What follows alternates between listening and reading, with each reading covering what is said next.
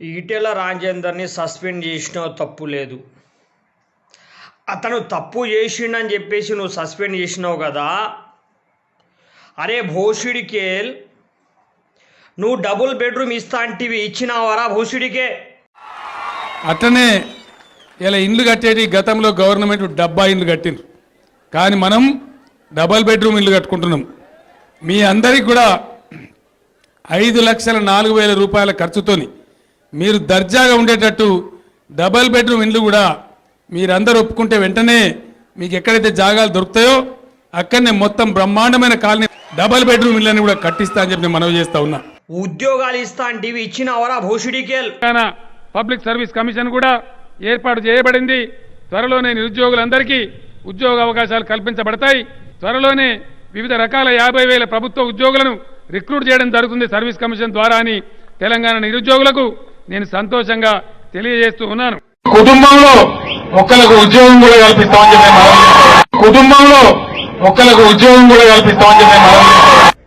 అధ్యక్ష, కొంతమంది సభ్యులు మాట్లాడితే మేము ఎప్పుడు అనలేదు అధ్యక్ష, మా ఎలక్షన్ మేనిఫెస్టో లేదు, ఏ స్పీచ్ లో కూడా నేను చెప్పలేదు ఇంటికో ఉద్యోగం ఇస్తామన్నారు. ఇది అయితే అధ్యక్ష అన్నమా మేము ఎక్కడన్నా టీఆర్ఎస్ ఎక్కడ చూపెడతారా మా స్టేట్మెంట్?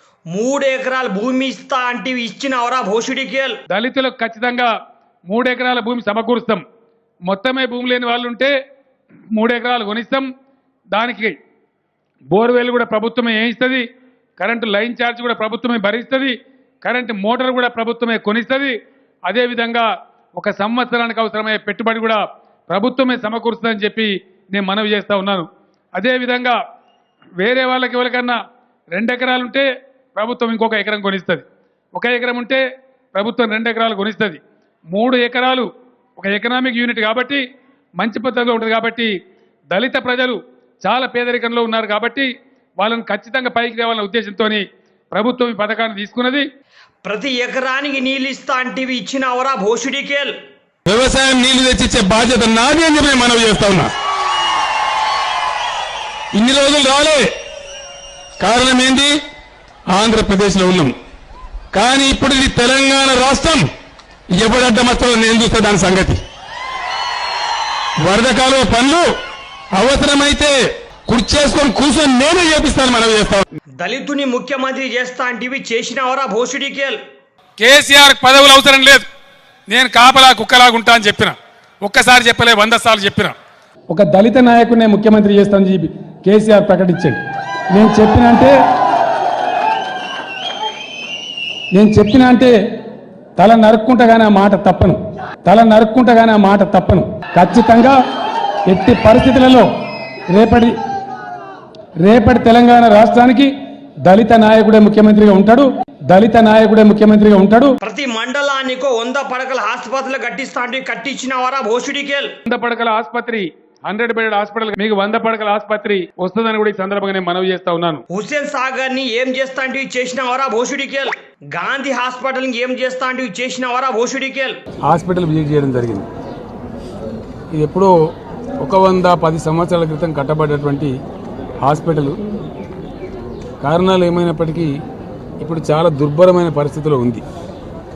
అసలు ఏ క్షణంలో ఎప్పుడు కూలిపోద్దో తెలియనటువంటి ఒక భయోత్పాతమైన పరిస్థితి ఉంది.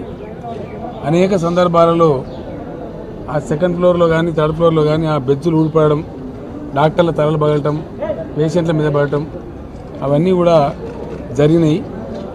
ఈ మధ్యన హెల్త్ మినిస్టర్ గారు నాతో ఆ హాస్పిటల్ గురించి సత్వరం నిర్ణయం చేయకపోతే పెద్ద ప్రమాదం జరిగేటువంటి అవకాశం ఉంది.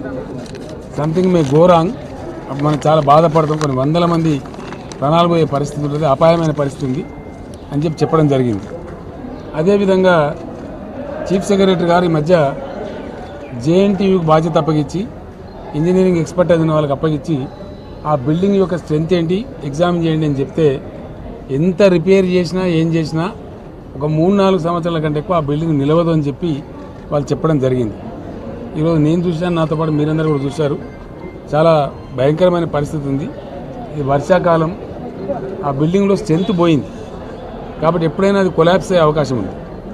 అందుకోసం హాస్పిటల్ని మటుకు పేషెంట్ల ప్రాణాలు కాపాడడానికి, డాక్టర్ల ప్రాణాలు కాపాడడానికి, ఆ నర్సింగ్ కాలేజీలో చదువుకుంటున్న నర్సింగ్ పిల్లల ప్రాణాలు కాపాడడానికి, ఆ హాస్టళ్లలో ఉండే పిల్లల ప్రాణాలు కాపాడడానికి గవర్నమెంట్ ఒక డెసిషన్ తీసుకుంది.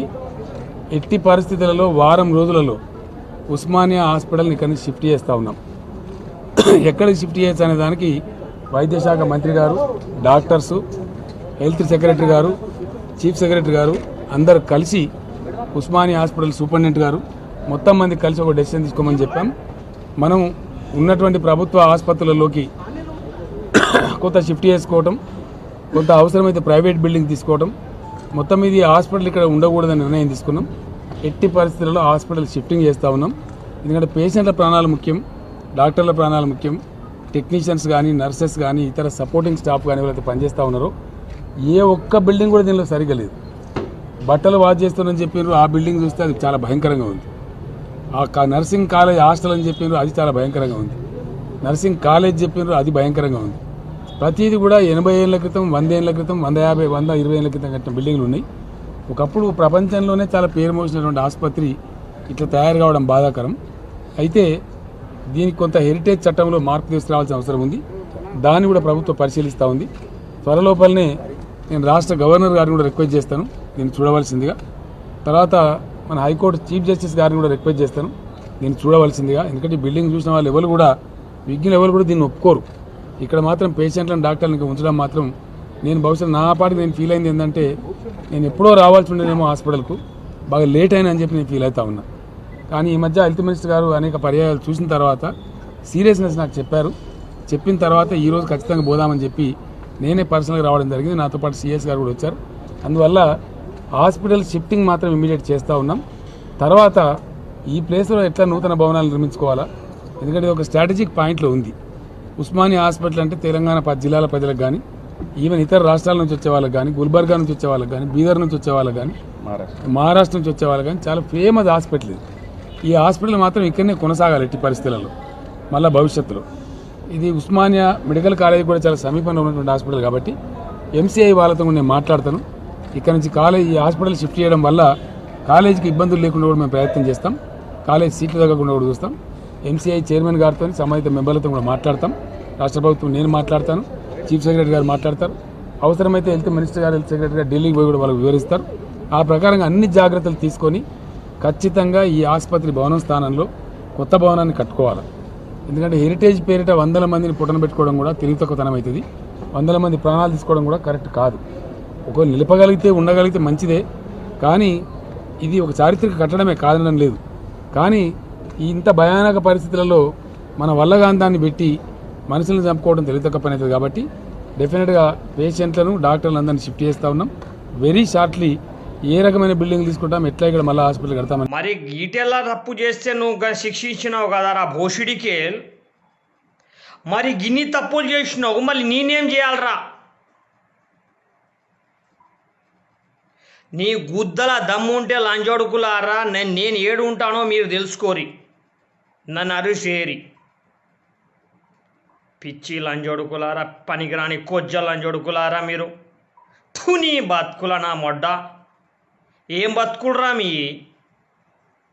అవసరం అరగి బతుకులు? ఆకాశంలో ఎగిరెగిరి దునికిన రాజశేఖరుడే పత్త లేకుండా పోయిండ్రో. నువ్వు ఎంతరా ఫామ్ హౌస్? కేసీఆర్ అంటే గుండెలో పెట్టుకున్నాం, నిన్ను మించిన తోపు లేడనుకున్నాం. రాత్రి పగళ్ళు గుండెలో పెట్టుకున్నాం, మీకు కేసీఆర్ అంటే మా దేవుడు అనుకున్నాం. నువ్వు 100 బట్టెబాజు పనులు చేసినా కూడా ఈరోజు కూడా మేము ఒక్క మాట అనలే.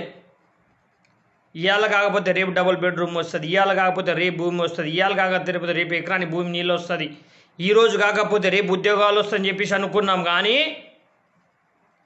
చిన్న తప్పు చేస్తే రాజనని తీసినావు కదా, రాజని తీసేసినావు. అరే నిజంగా చెప్పుర్రా భోషుడికెళ్ళారా, రోజు మీరు ఎంతమంది దగ్గర గుద్ద తెంగట్లే, మీరు ఎంత డబ్బులు సంపాదించుకోవట్లే, ఎంతమందిని వంగబెట్టి మీరు దన్నట్లే. గిట్ల ఎందుకు దిగజారిర్రా పోయి మా మొడ్డల రాజకీయము? ఉంటే ఉంటుంది, పోతుంది. భోషుడికెళ్ళారా, రాజీవ్ గాంధీ ఉన్నదారా ఈరోజు? ఇలా సోనియా గాంధీ పరిస్థితి ఏమైంది, రాహుల్ గాంధీ పరిస్థితి ఏమైంది, ఇందిరాగాంధీ పరిస్థితి ఏమైంది? అరే రేపు నీ కొడుకు పరిస్థితి అది కాదా? నీ బిడ్డ పరిస్థితి అది కాదా? నీ అల్లుడు పరిస్థితి అట్లా రాదా? ఎందుకురా ఇట్లా దిగజారిపోయారు చిల్లలని జడుకులారా? ఎందుకు దిగజారిపోతుర్రా మీరు? టీఆర్ఎస్ పార్టీ నమ్ముకున్నాం మేము, ఈరోజు ఇంత ఇబ్బంది పెడతారా అని మీరు? గాడెవడో మల్లారెడ్డి దొరకలే ఆ రోజు, ఇంకోటి దొరకలే, వాళ్ళ మీద యాక్షన్ తీసుకోలే కానీ ఈటెల మీద యాక్షన్ తీసుకుర్రు. నీ అమ్మ, ఎందుకురా ఇజ్జా తీస్తుర్రు? నువ్వు గెలిచినంత మాత్రాన నువ్వు గ్రేట్ కాదన్నా.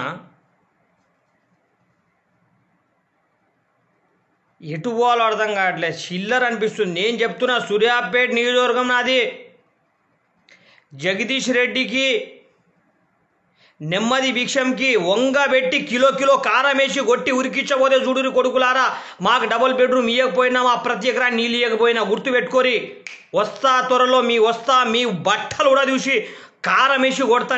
నేనెవరో మీరు తెలుస్తుంది నేనెవరో. హాయ్ ఫ్రెండ్స్, మా టుడే టుమారో యూట్యూబ్ ఛానల్ చూస్తున్నందుకు చాలా థ్యాంక్స్. మరిన్ని లేటెస్ట్ వీడియోస్ కోసం వెంటనే సబ్స్క్రైబ్ చేయండి. అలాగే ఈ బెల్ ని కూడా రింగ్ చేసేయండి. మా నోటిఫికేషన్స్ అన్ని మీ మొబైల్లో వస్తాయి.